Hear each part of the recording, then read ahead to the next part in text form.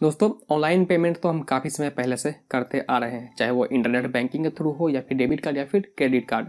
लेकिन यूपीआई के आ जाने से, जो कि हाल ही कुछ सालों में इंट्रोड्यूस हुआ है, जिसका नाम है यूनिफाइड पेमेंट इंटरफेस, यानी कि अगर आप फोन पे यूज़ करते हो, यानी कि जिन लोगों को पता नहीं है कि यूपीआई क्या होता है, मैं उनको बता देता हूँ। अगर आप फोन पे यूज़ करते हो या फिर गूगल पे यूज़ करते हो, उसके थ्रू पैसे भेजते हो या फिर पैसे मंगाते हो, तो आप कर पाते हो यूपीआई के थ्रू, यानी कि वो एप्लीकेशन यूपीआई को सपोर्ट करती है। तो दोस्तों, यूपीआई के आ जाने से ऑनलाइन ट्रांजेक्शन है वो काफ़ी ज़्यादा आसान हो गया है। आजकल डेट में हर कोई इसे यूज़ करता है। जो लोग इंटरनेट बैंकिंग का यूज़ नहीं कर सकते, वो बेसिकली वो लोग भी यूपीआई का यूज़ कर सकते हैं। अगर उनके पास एटीएम कार्ड है तो ऑनलाइन वेरिफिकेशन करके इजीली वो कर सकते हैं। और आपको पता ही होगा कि यूपीआई से पैसा भेजना या फिर मंगाना कितना आसान है। सिर्फ आप ये समझ लो कि जब कोरोना आया था तो उसमें जो लॉकडाउन हुआ था, तो साल 2020 में सिर्फ सितंबर में जो यूपीआई से ट्रांजेक्शन हुआ था वो टोटल हुआ था 3 लाख करोड़ का। ये डेटा एनपीसीआई की तरफ से है, यानी कि national payment corporation of India. तो आप इसी से समझ सकते हो कि यूपीआई का ट्रांजेक्शन करना कितना आसान है और कितने ज़्यादा लोग इसे यूज़ कर रहे हैं। तो ऐसे में जितना ज़्यादा ट्रांजेक्शन होता है, जितनी ज़्यादा लोग यूज़ करते हैं किसी भी चीज़ों को, उसमें स्कैम होने के चांसेस भी उतने ज़्यादा होते हैं। और स्कैमर्स काफ़ी ज़्यादा टारगेट करते हैं यूपीआई को, यानी कि जो लोग यूपीआई यूज़ करते हैं उनको काफ़ी ज़्यादा टारगेट करते हैं। तो ऐसे में सवाल ये आता है कि हम यूपीआई में फ्रॉड होने से या फिर स्कैम होने से कैसे बच सकते हैं।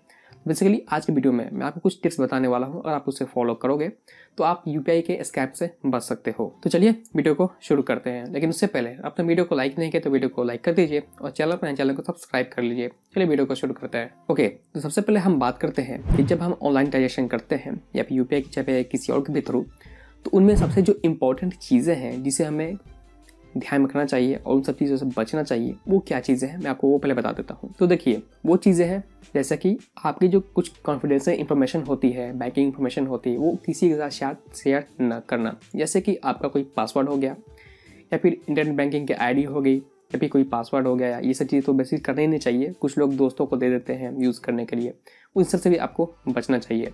साथ ही साथ आपकी जो डेबिट कार्ड की डिटेल्स है या फिर क्रेडिट कार्ड की डिटेल्स है, जैसे कि आपका डेबिट कार्ड का नंबर हो गया, पिन हो गया, एक्सपायरी डेट होती है वो हो गया, सीवीवी नंबर जो कार्ड के पीछे होता है 3 डिजिट का वो हो गया, इन सबको आपको शेयर करने से बचना है। साथ ही साथ जैसे कि हमारे पे ओटीपी आता है वो सब शेयर नहीं किया जाता। साथ ही साथ जब हम कहीं पे अकाउंट क्रिएट करते हैं तो वहाँ पे हमें जो है कि सिक्योरिटी क्वेश्चन पूछे जाते हैं बनाने के लिए, यानी कि हम वहाँ पे अपना सिक्योरिटी क्वेश्चन बना सकते हैं ताकि हमें याद रहे जब हम अकाउंट मतलब कि फॉरगेट हो जाए पासवर्ड वगैरह, तो उसे रिकवर करने में हमें आसानी होता है। तो वो सब चीज़ें भी किसी के साथ शेयर नहीं की जाती। ये कुछ बेसिक चीज़ें हैं जो कि अगर आप ऑनलाइन ट्रांजेक्शन करते हैं तो आपको ये सब चीज़ें जो है कि किसी के साथ शेयर नहीं करनी। ये बेसिक चीज़ें हैं, काफ़ी लोग इस बारे में पता होगा, जिन लोगों को पता नहीं है बेसिकली पता चल गया। तो अब बात करते हैं सबसे ज़्यादा स्कैम यूपीआई से कैसे होते हैं। तो देखिए, जब हम किसी को पेमेंट भेजते हैं तो क्या करना होता है, या तो हम उसका फ़ोन नंबर डालते हैं, अगर सेम एप्लीकेशन यूज़ कर रहा तो फ़ोन नंबर डालते हैं तो काम बन जाता है। लेकिन अगर कोई डिफरेंट एप्लीकेशन यूज़ कर रहा है या फिर अगर आपको यूपीआई का दे रहा है, आईडी दे रहा है, तो बेसिकली हम जब पेमेंट भेजते हैं यूपीआई आईडी डाला, पेमेंट भेजा, पिन आता है, हम पिन इंटर करते हैं, पैसे चले जाते हैं। लेकिन जो स्कैमर्स होते हैं वो आपको आपकी आईडी के थ्रू आपको रिक्वेस्ट करते हैं पेमेंट का। तो यानी कि जब आप किसी को रिक्वेस्ट करोगे पेमेंट के लिए तो सामने वाले को एक नोटिफिकेशन जाता है, वहाँ पे ऑप्शन होता है, एक होता है पे का, एक कैंसिल का। तो जो भोले भाले लोग होते हैं जिनको इस सब बारे में ज़्यादा पता नहीं होता है, बेसिकली उनको अगर कोई स्कैमर कॉल करके कहता है कि आपको हम पैसे भेज रहे हैं, आप लॉटरी दी चुके हैं या फिर कुछ ऐसा कुछ का बहाना बनाते हैं, यानी कि लालच देते हैं, तो ऐसे में लोग लालच में फंस जाते हैं। उनको लगता है ठीक है पैसे मुझे आने हैं, और यूपीआई यूज़ करते हैं तो उनको बातों में फंसा लेते हैं, जिसके थ्रू बोलते हैं कि आप पिन डाल दो। आप जब पे पे क्लिक करोगे तो आपको पिन पूछेगा, आप बेसिकली पिन डाल दोगे तो आपको पैसे मिल जाएंगे। तो जो भोले भाले लोग होते हैं वो चीज़ को समझ नहीं पाते।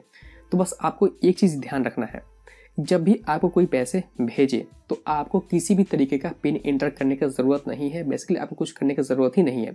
आपका एप्लीकेशन बैंक से लिंक है, सब कुछ सही है, तो आपको किसी भी तरीके का पैसे जो लेने के लिए किसी भी तरीके का पिन डालने की ज़रूरत नहीं पड़ती है। स्कैमर्स इसी का फ़ायदा उठाते हैं और भोले भाले लोगों को फंसा लेते हैं। तो जब भी आपके सामने पिन डालने का ऑप्शन आता है तो आप समझ लेना कि पैसे आपके थ्रू जा रहे हैं, यानी आपके तरफ से सामने वाले को जा रहे हैं, आपको पैसे नहीं मिलने वाले हैं।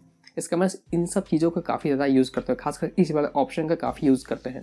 ये चीज़ आपको बच के रहना है। बस एक ही बात रखो, पैसे मंगाने हैं, कुछ नहीं करना, भेजना है, तब आपको पिन एंटर करना है। ठीक है, ओके। तो अब बात करते हैं कि जब भी हम कहीं पे डोनेशन देते हैं तो वहाँ पे क्या होता है, हमें एक यूपीआई आईडी होती है। फॉर एग्जांपल कोई गवर्नमेंट पे जो डोनेशन करना है या फिर कहीं पे चैरिटी वगैरह डोनेशन करते हैं तो हमें क्या होता है कि अब जो है कि हम यूपीआई आईडी भी देखने को मिलती है।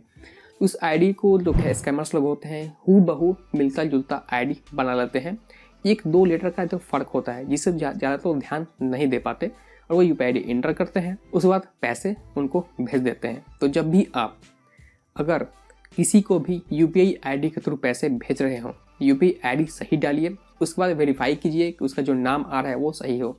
यूपीआई आईडी को हर लेटर को मिलाना बिल्कुल ही ज़रूरी है, नहीं तो गलती से एक लेटर भी आगे पीछे हो गया तो भैया पैसे चले जाएंगे किसी और के पास, आपके साथ हो जाएगा स्कैम। उसके बाद कुछ लोग कहेंगे कि हम जब यूपीआई आईडी डालते हैं तो नाम तो आता ही है, लेकिन नाम तभी आता है जब सामने वाला जो नाम आपको दिए होता है। अगर मैंने अपना नाम कुछ सेट किया हुआ है तो नाम भी वही आएगा, जो बैंक में नाम होगा बेसिकली वही ही आता है।